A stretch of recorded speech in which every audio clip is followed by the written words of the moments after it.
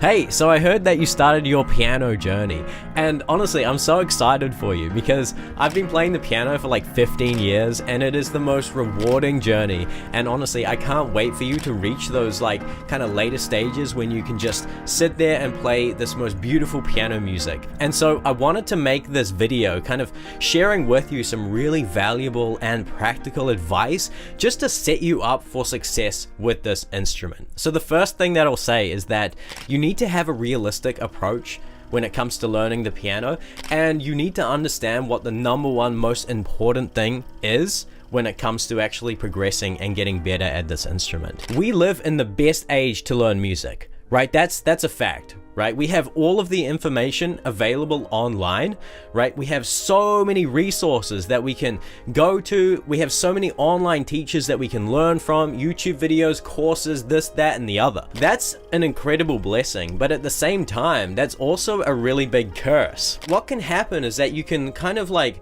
learn from too many sources. You can learn from X, Y, and Z, but you're better off actually following a really structured pathway. I'm saying this because you can actually get lost if you're trying to self-teach yourself the piano. You can get lost in all of the material out there. If you're following a structured pathway, right, whether that's an online course or whether that's a teacher who's guiding you, then you can be assured that you are making the correct steps. And the most important thing is that you practice consistently.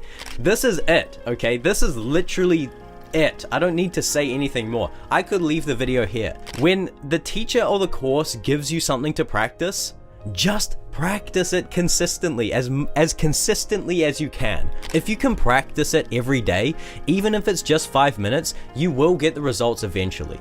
Obviously, 5 minutes isn't a whole lot of time, and if you want to get results quicker, the more time that you put into practicing, the quicker you're going to get the results. Now, my second piece of advice is that you focus on establishing a really solid foundation. Playing and practicing an instrument is really more of a physical thing than most people realize. It's actually really helpful to think of it like a sport. When you have these people who are really dedicated to a particular sport, what do? They go to the gym regularly. They do exercises and like the same exercises every single day to train their body because they want their body to be in prime shape for when they show up to the football field or to when they show up to the rowing match or whatever, right? The race, right? The fight, right? Now, how does this apply to music? What is the race? What is the fight? What is the match? Well, it's the performance we give, right? It's the recording session that we have. That's kind of like what we're training for, right? These moments when we get to perform our music to people, right, on stage or out on the street busking. Every note that you play on the piano, guess what? You play it with the fingers. Now, that's obviously not always the case. You can, sometimes play with your elbow if you want to. You can play with your knuckles. You can do whatever you want, okay? Get creative. But generally speaking, music is composed of notes, and notes are generally played with the fingers. And so at the start, you need to focus on establishing this physical foundation, right? So that your fingers have a sense of freedom, and you're starting to develop the strength in the fingers so that they can actually start to maneuver across the keyboard in a fluent manner. We do this by practicing exercises, in particular finger exercises and scales, right? This is exactly why we piano teachers tell you guys to practice scales.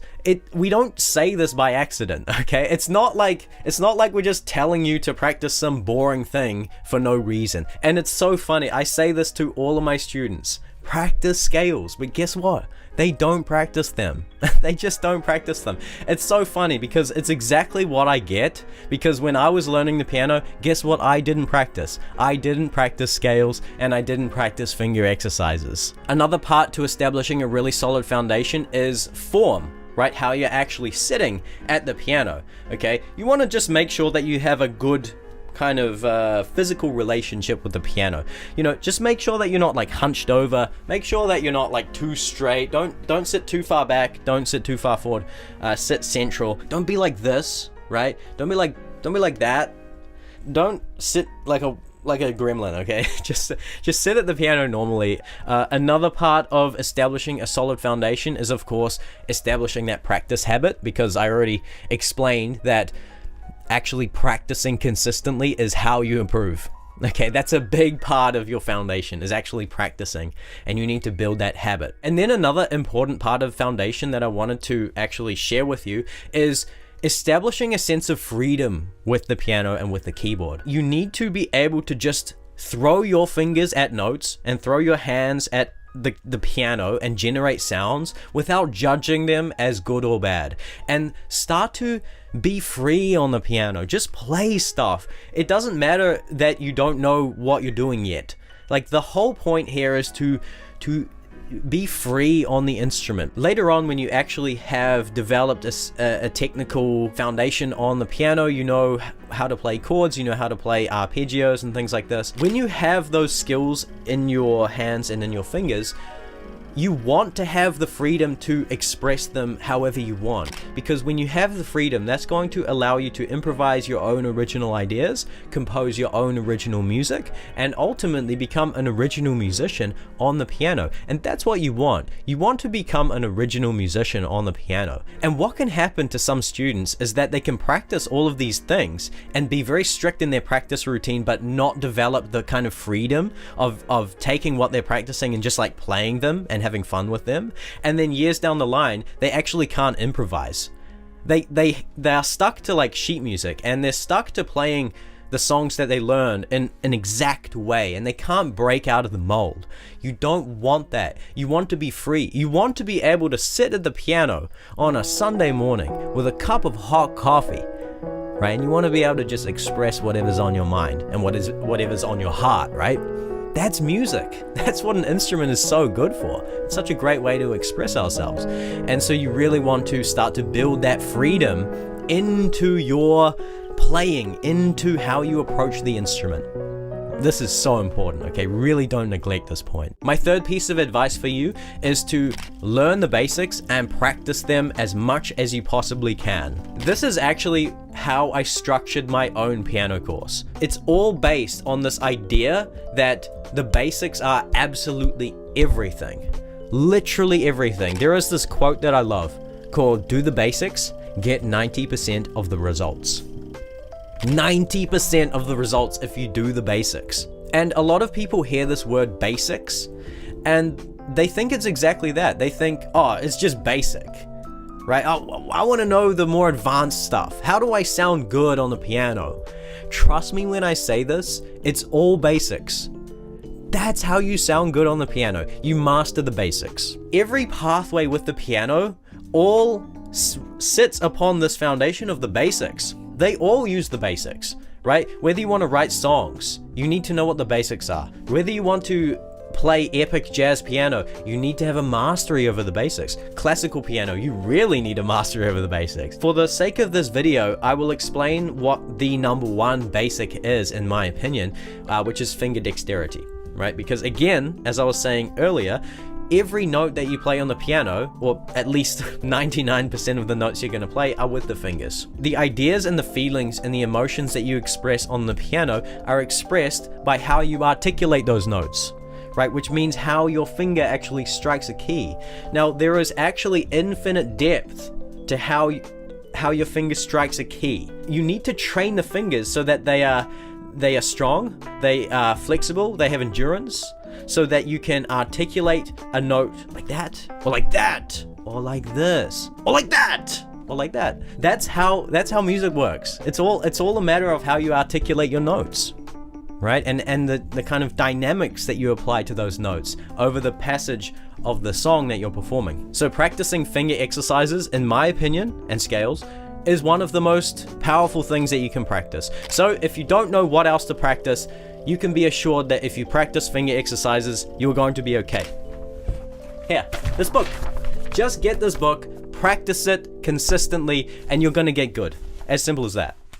I'm not just sitting here because I just had a coffee, so I've got a lot of energy, and you can obviously already see that. I'm not just like telling you for no reason. I started learning the piano when I was 12, but I didn't actually get good at the piano until I was 18, And why did I start getting good at the piano is because I actually started practicing finger exercises and scales. I actually started doing what my piano teacher told me to do all along. It's so funny how it works, man. But that's the truth, okay? And the fourth piece of advice that I have for you is to learn songs, okay? Obviously, that's what you're gonna do anyway. You're gonna learn songs. But what I wanted to share with you is an approach to learning songs. And the approach is what I like to call Tune Quest, right? So this is my way of kind of like gamifying the process of learning a song on the piano. In a video game, when you undertake a quest, you go and slay the dragon, right? And, you know, that's challenging in its own right. And the dragon drops some loot, so you gain that loot. But the main loot that you're going to gain is when you go back to the guy and you complete the quest and you gain some XP, right? Experience points. It's the same on the piano. When you learn a song, you have an opportunity to gain experience points. When you learn a song, you learn a chord progression, or you learn a particular texture, or a way to articulate notes, right? Or you learn a new key.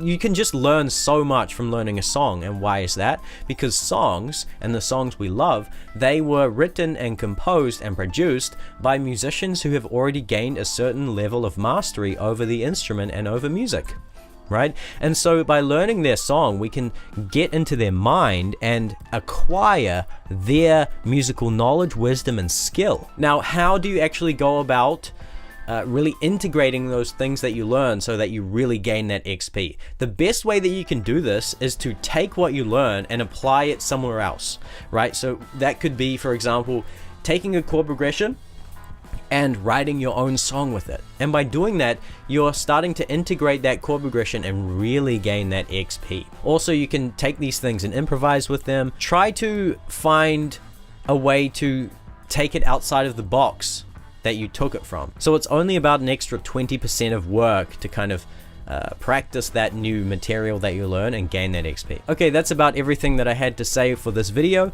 I do have other things that I'd like to share with you, but I'll save those for other videos.